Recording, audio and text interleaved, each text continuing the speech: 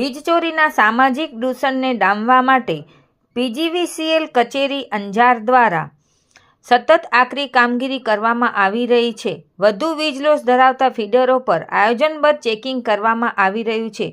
પીજીવીસીએલને કરોડોનો ચૂનો લગાવતા આવા વીજચોરો સામે વીજતંત્રે લાલ આંખ કરી છે.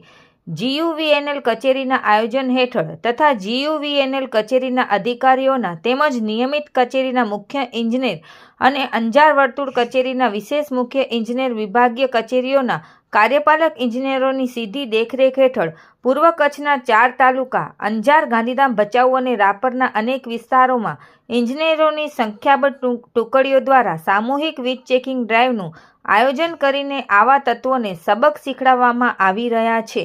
રિપોર્ટ ભારતી માખીજાણી, અંજાર.